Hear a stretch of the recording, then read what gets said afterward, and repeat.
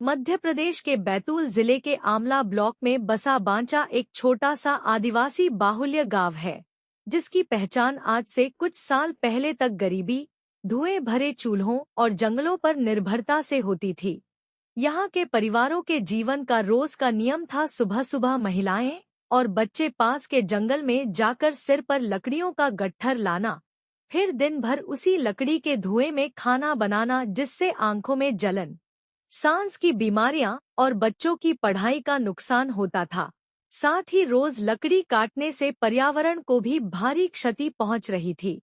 इस गंभीर समस्या को बचपन से देख रहे सामाजिक कार्यकर्ता ने इसे बदलने की ठानी। संयोग से उसी समय 2017 में तेल और प्राकृतिक गैस निगम ओएनजीसी ने राष्ट्रीय स्तर पर सोलर चूल्हा चैलेंज आयोजित किया था, जिसमें आईआईटी बॉम्बे के छात्रों द्वारा बनाए गए सोलर ऊर्जा थ्रू लोकलाइजेशन प्रोजेक्ट के सोलर चूल्हे ने प्रथम पुरस्कार जीता था। यह चूल्हा आम सोलर कुकर से अलग था, क्योंकि यह सीधे धूप में रखने वाला नहीं, बल्कि सोलर प्लेट से बैटरी चार्ज करके घर के अंदर भी चल सकता था। ओएनजीसी को इस गांव को गोद लेने के लिए मनाया, जिसके बाद सितंबर 2017 में प्रोजेक्ट की शुरुआत हुई।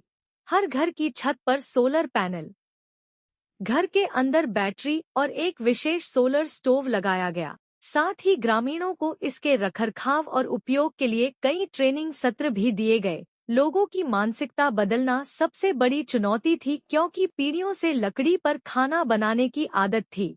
लेकिन जैसे ही महिलाओं ने देखा कि इस चूल्हे पर बिना धुएं के 30 मिनट में दाल भात बन जाता है, घर में रोशनी के लिए बिजली भी मिलती है और जंगल जाने का झंझट खत्म हो गया है, तो पूरे गांव ने इसे अपना लिया और दिसंबर 2018 तक बांचा आधिकारिक तौर पर भारत का पहला और एकमात्र ऐसा गांव घोषित हो गया जहां 100% किचन सोलर पर चलते हैं। लकड़ी का उपयोग शून्य है और एलपीजी सिलेंडर की जरूरत लगभग खत्म हो गई है। यह मॉडल एक परिवार के लिए रोज 3 यूनिट बिजली पैदा करता है, बारिश के कुछ दिनों को छोड़कर साल के 300 दिन से ज्यादा काम करता है और 2 घंटे का बैकअप देता है।